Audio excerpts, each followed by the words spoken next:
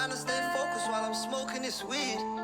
Jealous outside and they ain't got no dream, no. You start fresh till you start serving them fiends.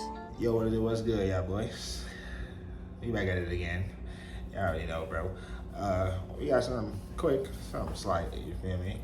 Shout out to my boy Fesify. I gotta see what's going on, you feel me? We got Fredo versus Digga D, 116 years total, 116 years given total crime. So I guess like the whole situation with Fredo and Digga D is going, I guess they're in court and stuff. I guess it's going to court right now, stuff like that. So yeah, bro, I'm gonna check this out. Like I said, shout out to my boy Fesify, bro. Y'all already know, y'all new to the channel. Y'all leave a like, comment. Y'all go subscribe to the channel. Yeah, bro, I ain't for the whole job. Let's get into the video. Yeah, Fredo versus Digga D, 116 years given. That's crazy. Total crime. Shout out to my boy Fesify. So UK rapper Fredo's associates, the Harrow Boys HRB, who bought firearms in a bid to harm Digga D as part of a gang war and left 3 people dead and brought communities to their knees, is what's just recently come out. Their sentencing adds up to 116 years. Many of them got 17 years behind bars, with one person actually getting 14 years. And we spoke to Total Crime, who covered this a lot more in depth. We'll get into what's going on with Fredo right now because he was in this case as well, but Little Dots, the rapper that's well known, was also given 17 years. Fredo... Damn. Wait, so 3 people passed. So was these 3 people connected to Digga D any type of way? Or were they just like random people? 116 years, damn. Little Dots got 17, bro. Sheesh.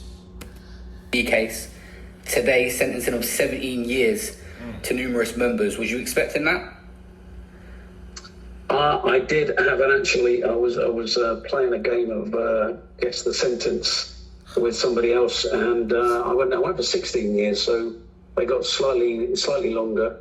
One of them got 14 years, but yeah, you're right, most of them got 17 years. Yo, I can't even imagine being in jail right now at this moment for like 14, 15 like years, bro. Like, bro, I can't even imagine getting out in 2040. That's crazy, bro. Like, that's insane, bro.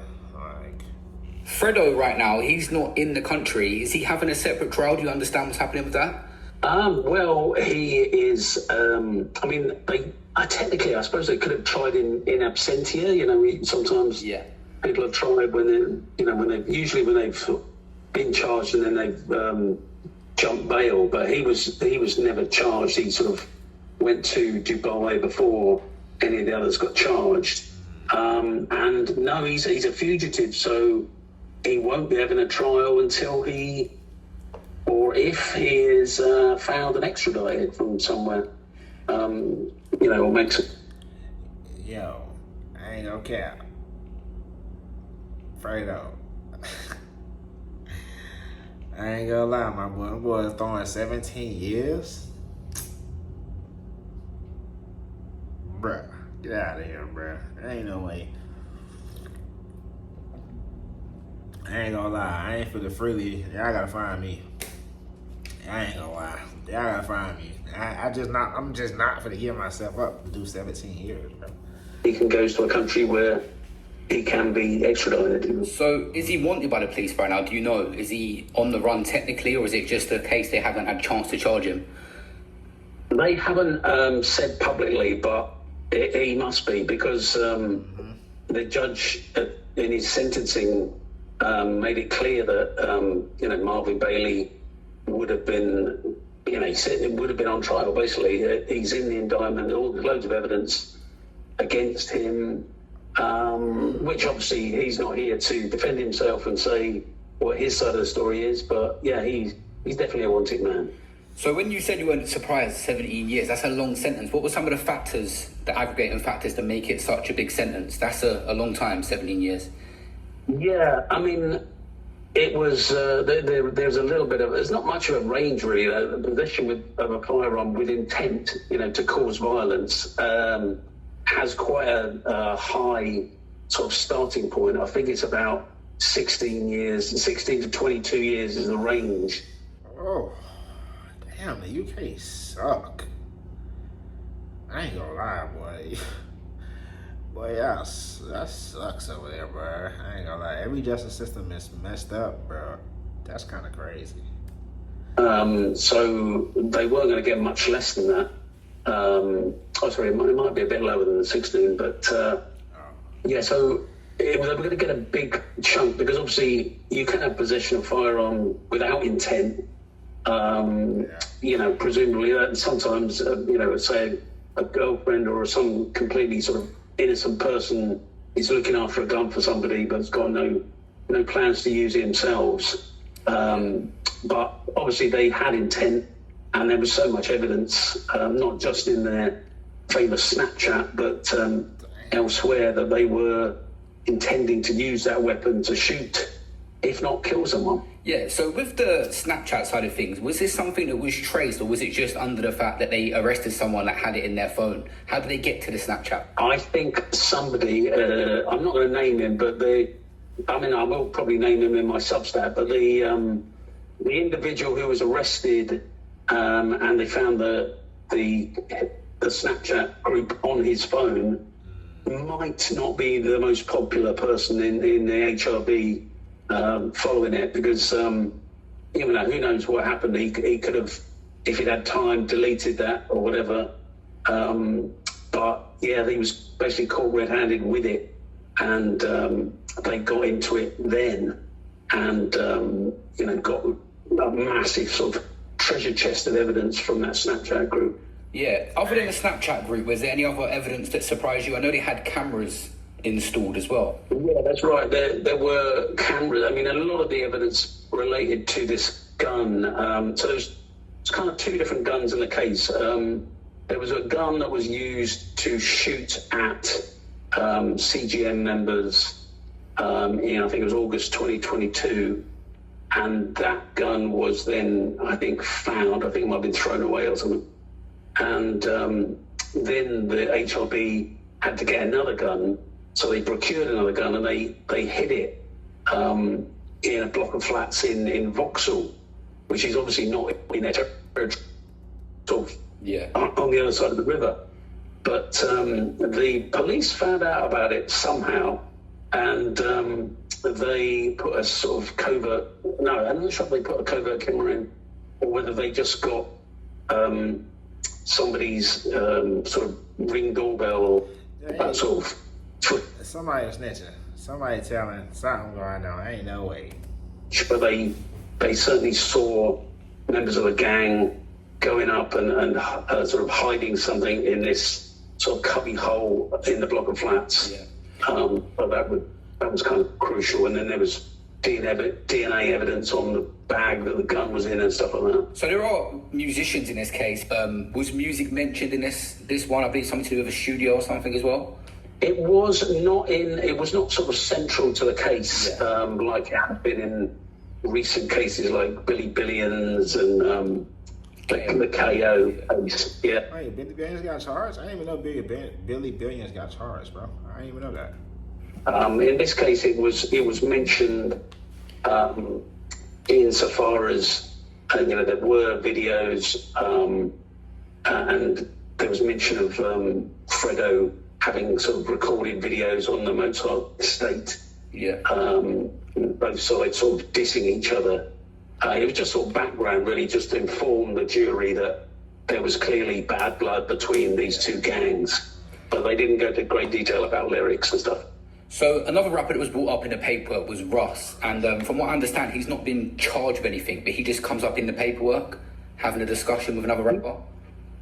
Yeah, I mean, again, I will tell the full story in totalcrime.substack.com, which I believe you're going to put in your I'll link that case the full thing. But yes, basically the summary of it is that he, I think it was his manager had told him that he saw Digga D at a recording studio in sort of central London. Yeah. And Russ Millions then passed that information on to someone who was either in or very close to the HRB. And I mean, he's not on trial. Yeah. He's not Wait, Russ don't fuck with Digga either? Digga, oh, damn, Digga D got some enemies, bro. That's crazy. His version of events, he may just be saying he was sort of passing on gossip, you know. Like, yeah, I have spoken to Ross, and he just said that he's not been charged with anything. That's why he's kind of frustrated about it a little bit. He's been brought up in the paperwork, but he's not been charged with an actual offence right now. I don't think. No, there's no evidence or suggestion that he was, in on the conspiracy or knew what they would do, what would happen with that sort of little gobbit of information. Yeah. It's probably unlikely to think, well, they're going to straight away go and find a gun and go in a car and go and shoot him, because as it happened, Digga D left the studio before the gang could sort of get their act together and go and shoot him. Yeah, so I wanted to ask you this. It's like a Digga D beat. I ain't gonna lie. Diggs, bro. If that ain't like the most craziest like coincidence, bro. Alright, and then these boys low key, they get locked up. Like, so all these dudes that was out to kill you, low key, they get locked up, bro. 17, 14 years, bro. Excuse me, y'all boys. 17, 14 years is crazy. And then Fredo on the run. And then now you find out that, because obviously Diggs he gonna hear about this, bro. Digga D gonna hear about this, bro. So, and so obviously it's like Russ Millions. So you gotta worry about the Niners. Like, I don't know, it's crazy. With rappers, there's a lot of things about their musician, their lyrics being used against them. Is it more a thing in court to paint a picture, or is it actually used as evidence now directly? Yeah, well, it is sometimes used in evidence. I mean, for example, like the KO case, famously, that was almost sort of self-snitching because they put too much information in the lyrics, which only the killers or shooters could have known about, this gun that would, so that was a bit dumb. And if they don't mind me saying so. And the other one is Billy Billions, where he went into quite a lot of detail in a lot of his, you can read about this again on my Substack, but he went into quite a lot of detail about his things he'd done. And then when it came to trial and he was accused of being, a gang member on a conspiracy to murder charge, he then sort of played it down and said, I was just making it up, that was just artistic license. I didn't actually do any of those things. Take a Billy Billions, man. Damn, that my boy Billy. That's crazy. But it didn't work out for him, really. But when I was reading the KO stuff as well, would lyrics alone be enough evidence? That's what I was trying to get across. Like, if there was no other stuff like phone cell data in cases like that, would just lyrics alone at a certain point be enough to put someone behind? No, definitely not. I mean, there's pressure groups, there's people like Art Not Evidence who are campaigning against sort of rap lyrics being used. I mean, there's another case I'm going to write at the Substack about, which actually involves a white supremacist band who were doing they're doing songs with extreme sort of racist lyrics in them, and they've been convicted. So it's not just black musicians who are actually getting called up on their lyrics, but obviously when it comes to these rap cases, it gets a lot of attention, and people like Diane Abbott have been campaigning against it. But no, you definitely couldn't be prosecuted just for writing a song about something. Or I mean, there's loads of songs where going back in the folk and pop and where I shot the sheriff. Bob Marley's not anything having shot anyone in that. It's just a song. There has to be a lot of other lyrics, a lot of other evidence rather than just lyrics. So it's funny. I was just watching that movie with my auntie like a couple of days ago. Forgot when that was. Dang, that's crazy. Time go that fast. But that was on my birthday. I'm tripping. That was on my birthday. Yeah, I just watched that, and she was telling me about that. Yeah, like I shot the shit up that song. We do not know what's going to happen with Fredo in terms of that initial case. We're just still waiting. We'll get updates Yeah, I don't know whether he will make a statement or anything on his Instagram or address, the elephant in the room, But at the moment, he's just sort of living the life, and I think he's putting music out, and he is not in the dock, but pretty sure if he arrived in the UK or anywhere like America where he could be extradited from, then he'd be in a lot of trouble. It was a very complex investigation with a lot of people. That's crazy, man. Fredo on the run, bro. Involved. Was there anything else that surprised you about the HRB situation? Yeah, actually, there was some very good. There was what is called a community impact report, which was read out. Which I think that must be quite a new thing because I don't think I've heard one read out before. But I mean, obviously we have victim impact reports. But this one was a community impact report, and it was written by a policeman who has basically policed the Mozart estate and the nearby Lidford estate for 15 years. And he went into great detail about, how awful, life is there for residents because of the HRB and how it's the number one sort of crime priority for residents of that area, constant HRB gang violence or attacks on retaliatory attacks against them. Yeah. And, all sorts of chaos. There was loads of chaos during the COVID pandemic when they were meeting in like huge groups in no social distancing, having parties, jumping up and down on the roof of primary school. You talk about no social distance. Of course niggas ain't care about social distance, bro. Buses, just kind of anarchy to some degree. And, lots of residents who moved out of the area, but a couple of people just gave up their council tenancy because they just couldn't bear living there. It really brought home how horrible it is to live in an area totally dominated by a gang. What about the other side of things, the defence? Was anything surprise you on that? 17 years is a long time behind bars, but was anything that they put forward? Wasn't there something that stuck out with regards to the rapper Little Dots or something that was put forward on them lines? Yes, there was quite an interesting sort of bit of mitigation from his lawyer. Yeah, I ain't gonna lie. Niggas out here paying with their life, bro. That's crazy. 17 years. It's crazy.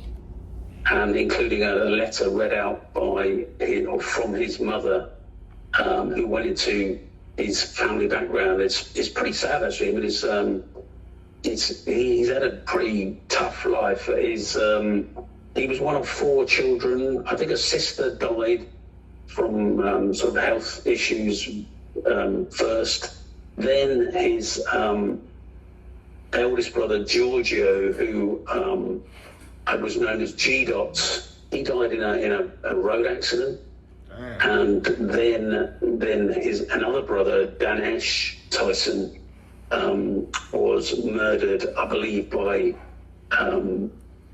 CGM or certainly by another gang in July 2022. So J-Rod Tyson's mother has only got one surviving child out of That's crazy, bro. That's sad, bro. I ain't gonna cap. That's crazy, bro.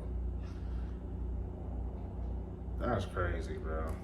4, and she was, I think she was sort of saying how, he's carrying all this trauma, and it may explain why he's apparently, quite a violent individual and a very key player in HRB. He's got a lot of rage inside him, I imagine. Yeah, they was all given 17 years, with the exception of one person. What was different in his case? Yeah, that was a guy called Harry Crump, who I believe he had sort of he played a lesser role. There was for example, no footage of him sort of near where the gun was in Vauxhall. I think if he was in the Snapchat group, he didn't really say much. And he was also a little bit younger. He was sort of, you get time knocked off for being... Yeah, I knew it was going to be like something about he a little younger, but that's crazy. 14 still crazy. What the hell? Younger. He was, I think, 21 at the time. So yeah, that was why he he got a slightly lower sentence. Have they all been on remand this whole time, or just bailed? Actually, two of them, I can't remember which two, but two of them, I think Crump and I might be getting it wrong, but I think Harry Crump and Sappho Frimpong, who was actually found not guilty of the main charge, they were on bail until Monday when they were found guilty, or one of them was. So if Fredo was over here and got arrested with him initially, do you think he would have been bailed, or could he have been sitting on remand for the last couple of years? Well, I think the police would have objected to bail because especially because of how much money he's got. They could probably say, well, he can afford. He's a risk of jumping bail. He could probably afford to buy a fake passport, which he presumably did to get out of the country. So, yeah, if he had been charged, I think he would have been remanded. Yeah, but there's no update right now with a separate trial or anything for Fredo. It's just, has his name been brought up from anything you've seen in court with regards to what's going to happen in the future?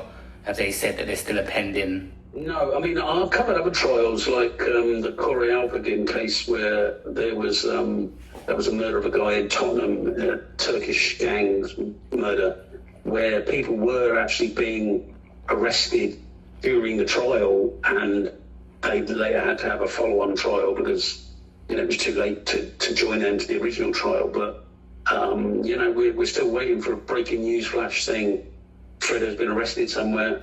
Until that happens, we don't have any news on any trial for him. But I imagine he will have a trial one of these days. From your knowledge, if he does get arrested and brought into this, will he be trialed with everyone again, or will it just be his own thing? No, it would be, a bit like the Billy Billions case where that was involved in a drive-by shooting, and the three people involved in the shooting had already been found guilty, and then Billy Billions was put on trial separately later and eventually found guilty, but they wouldn't have to bring the original people back that have already been found guilty. You would have to, the prosecutor just has to explain that these people have been found guilty. I mean, quite often what happens is the person on trial will try to blame those other people because, they've already been found guilty, so I can just blame them, but... Yeah, that's crazy. I ain't gonna lie, man. This is wild. That's wild, bro. It's wild out here, bro. Niggas getting out. Niggas going in for 17 years. It's crazy, bro. Like, what is going on, bro? I ain't gonna lie. That's just insane to me. But yo, shout out to my boy Fesify. I love what he doing with the interviews and stuff now, bro. I love this. No cap. I would check out some more. Y'all boys just let me know. If y'all don't, I'll check them out anyways. But that's it for this video. Y'all boys make sure y'all like the video. Make sure y'all comment down below for videos on me out too next. Y'all make sure y'all please hit that subscribe button, bro. And we out, man. Stone Light TV.